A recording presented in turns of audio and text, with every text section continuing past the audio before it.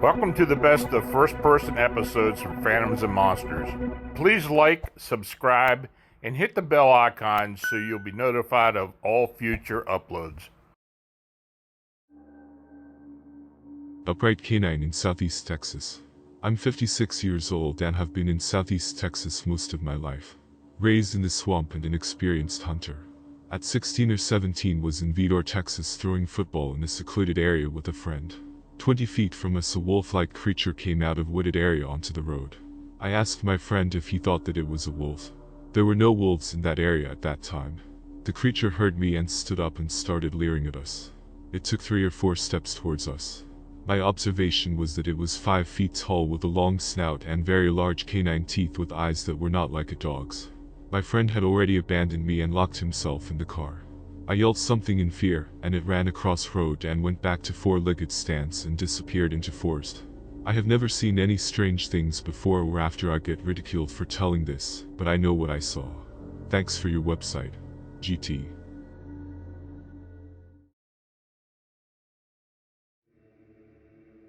Upright canine near Camp Pendleton.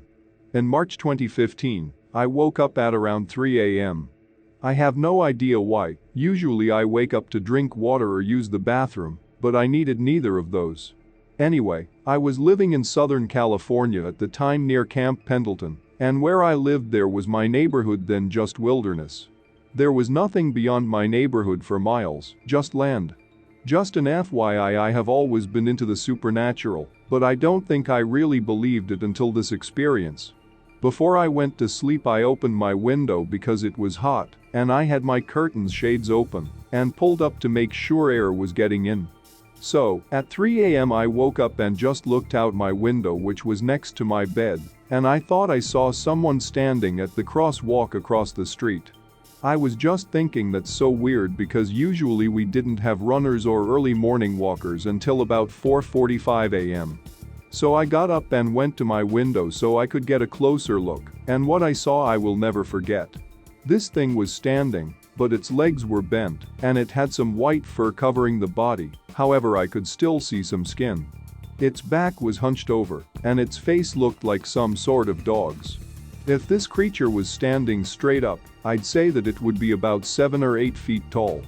Now mind you, this was at 3 a.m, so I was just like, wow, okay, you're hallucinating, go back to sleep. However, I was literally paralyzed and could not take my eyes off this creature. Its nose and ears just looked so similar to a dog's or some sort of wolf or coyote.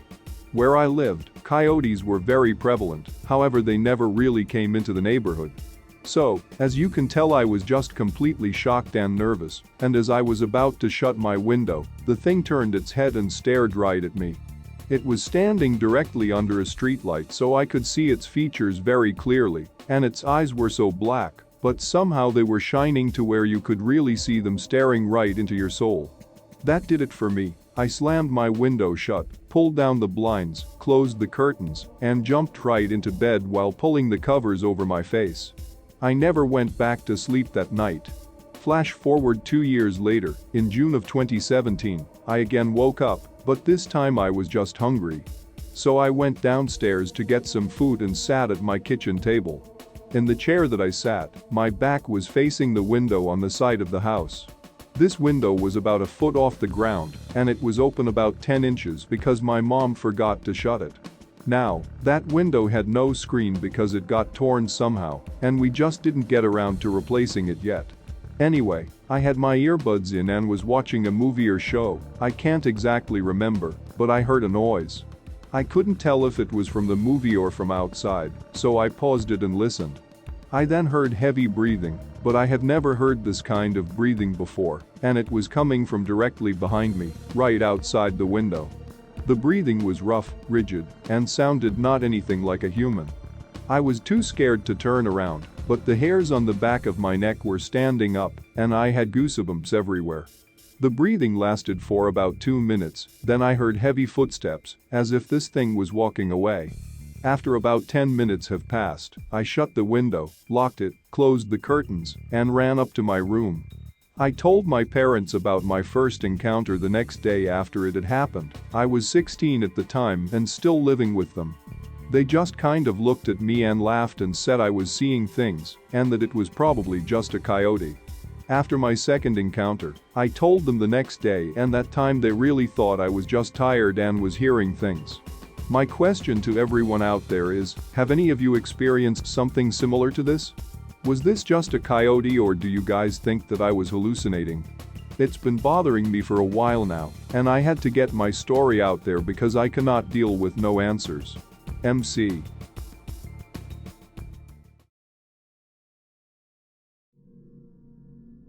Upright Canine Shapeshifter in Austin. My dorm friend at University of Texas Austin and I walked to a small park as dusk was falling to practice our guitar lessons. We had not taken or drunk any type of mind-altering substances. We were walking down a steep street when I noticed that down the sidewalk from us, someone had placed an impressively true-to-life, life-sized statue of a large German Shepherd dog right across the sidewalk, facing the street, and completely blocking said sidewalk. I thought that was so odd, but my dorm mate did not seem at all surprised, so I tried to shrug it off. Until we got a bit closer and realized that it was not a statue, but a real German Shepherd lying so motionless that only his breathing gave him away, with legs stretched out in front of him, hind legs straight next to his rear, tail straight out behind him, and staring straight ahead across the street with ears pricked forward. I was getting uneasy about this because the dog did not twitch an ear or move his head one bit to notice us as we approached him from up the hill, just stared straight ahead of him. This did not seem like normal behavior, and I told my dorm mate, who again shrugged it off. She had never owned pets, knew little about them, and did not particularly like them. I, however, grabbed her arm and made her cross the street with me, rather than get any closer. I looked at it across the street and it did not move. I stared as we walked by on the other side, and it was looking right in our direction, but I could not tell if it ever looked directly at us. I looked back at it as we proceeded on down the hill, and it never moved. I stayed uneasy, but we left it behind, reached the small park and climbed on the picnic table, and proceeded to strum guitars. Shortly, a tiny striped Manx cat appeared, not a kitten, but very small. It immediately began running round and round our picnic table faster and faster. I was freaking again. I had no idea what it was doing, had never seen a cat do that. Then it stopped, reversed itself and started running faster and faster round and round our table in the opposite direction. Then it shot up a tree directly over our heads, crossed its paws, laid its little head on its paws, and looked directly into my eyes with round golden eyes. Its expression was so wise, with a scary, to me, glint that I interpreted at the time as anticipation. However, as I well knew, this was not a cat expression. They can be wise and they can anticipate, but they do not express it through their eyes like humans do. I had had enough. I felt like a bull's eye had been pinned to me. I told my buddy that I wanted to get out of there. When I told her why, she was just puzzled. She felt nothing unusual about any of it. Night was falling and I scanned the park around us. Lo and behold, about a half a football field away a creature skulked from behind some bushes, crossing a small space to disappear behind some other bushes. It was canine, but I can tell you now, it was not a recognizable dog to me. It was not shaped like a house dog, and it did not move like a dog. It was larger than a coyote. I had an impression of severe scruffiness. I could not see its face at all clearly, only that it was a weird, creeping, stomach low to the ground canine. I had never seen a silhouette like that, including wolves that I had seen in books and zoos, not much TV for me at that time. At that point, a figure of a man emerged directly from behind the bushes into which the canine had skulked. Night had almost fallen, but I could see that he was very tall, had long ratty-seeming hair and a long ratty beard. I could see his clothes were literally in tatters, and I could see that his fingernails were very long on hands that hung down by his sides. I could not see his eyes. He shambled, and I use that word correctly, implying some kind of walking disorder, directly towards us across the park. The canine did not reappear. I had heard no noises from the bushes at all, so I concluded he could not have been attacked by the canine in the few seconds they must have met behind the same set of bushes. As he came closer I saw ratty hair and beard, his long fingernails and tattered clothing more clearly. Alarm bells were going off non-stop in my head. I decided that we were seeing a werewolf and took off running, leaving my pal behind. She followed me. We ran out of the park back to the bustling UT streets. Finally, headed for the dorm, we were crossing a very short crosswalk when I noticed that an old, arthritic, grizzled white dog was slowly crossing from the other side. I looked at it as it passed right by me, as I do all animals, and it stopped dead in its tracks, crouched awkwardly on all four legs, and stared directly into my eyes with totally blind eyes, milky blue-white with no pupils. I stared back unbelievingly. My heart was still thumping from running, and my mind was still shocky over all that had just happened, and now it was still continuing with people in cars all around us. It craned its head to look over its shoulder at me, not turning its body around, still in this awkward, painful-looking four-legged crouched position. I leaped away from it and headed for home. People did notice this incident and stared at the dog and at me. At this point, I heard a horn blaring and whirled back around to see that a car had driven right up to the crosswalk, inches away and with lights full on the dog, and was honking and honking its horn to move it out of the road. It did not seem to notice the car, the lights or the horn. It just squatted and it was still staring after me. People were standing and staring at the dog. I ran back to my dorm and went to bed. It changed my life forever, but I stopped telling anyone. I had never heard of cryptids. I eventually concluded to myself that we ran into something to do with magic. I discovered cryptids finally several years ago, and went straight to the internet. I cannot find anything like the experiences I had online, but I am thinking perhaps there was one or more of what they call shapeshifters. Or maybe it was magic. Anyway, sorry this is so long. I have contacted Ken Gerhardt and he seems interested, but I know he is busy with current cases, as you probably are.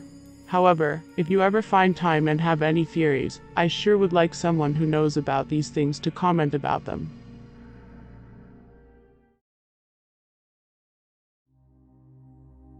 Upright canine peers through window near Cresson Mountain, Pennsylvania. In western Pennsylvania, on Cresson Mountain, in 1965, I was exploring the woods with a friend who lived in the area. We crossed a stream at the bottom of a ravine and went uphill. Maybe a mile upslope, in trees, we came upon a dome made of interlaced tree branches. It was tall enough for me to enter without bending over. I did so. It stank horribly. Inside we found fresh timothy grass laid out in a kind of pallet or bed in one end. There was no debris of a humankind anywhere, but there were small bones and sticks. We couldn't stand the odor and backed out, then felt we were being watched from upslope. Growing nervous as dusk fell, we left, fast. We told his father about it, who dismissed it as a hobo's hutch. We'd found many of those. It was not a person who made what we'd found. We glimpsed a shadow moving and maybe a glint of eyes, too. Reflective eyes can be down to something as simple as the lurker wearing glasses, we were told, but it had felt more animal than hobo to us. One foggy Saturday morning I was again visiting my friend. We preferred roaming the woods to wandering in town, where I lived. We were sprawled on the floor watching an old horror movie neither of us understood. I think it was Dementia 13, which seemed incoherent. It did feature a good many spooky images and a few jump scares, so it held out interest, especially with the fog that day. We heard a thump on the front door. Glancing across the living room, we saw a dog's face gazing at us through the middle of three narrow windows set high on the door. It would have had to be 6 or 7 feet tall to peer through those windows. Its gaze shined, and we both screamed, thinking werewolf. As we gasped, it dropped down below the door's windows. Nervously, we peered out the picture window that took up most of one wall of the room. In the fog, we saw it again, moving past, just far enough away to be little more than a shadow. Thing is, it was upright. It sort of hop-walked on its hind legs, its forelegs held in front of it. This sight scared us even more. When it had vanished, headed toward the tree line, we talked about whether the thing we'd just seen could be what had made the dome nest we'd found not long back. At the time, this seemed reasonable to us. We knew, though, not to tell his parents about the huge dog thing looking in through the front or windows. We didn't want to be ridiculed again, but we did learn to be more careful when playing in the woods.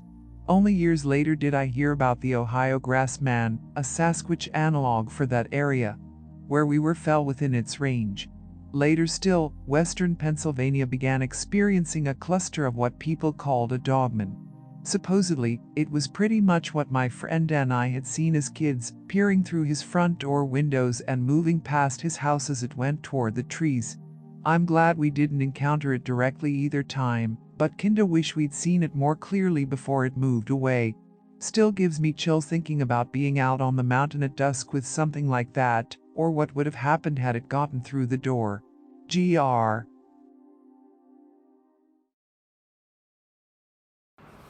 This is Lon Strickler.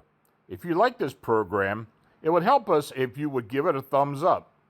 Then subscribe and click the bell icon so you get notification when we upload new first-person encounters. We have many more to come very soon. And by the way, if you have a suggestion or an experience of your own, please leave a comment.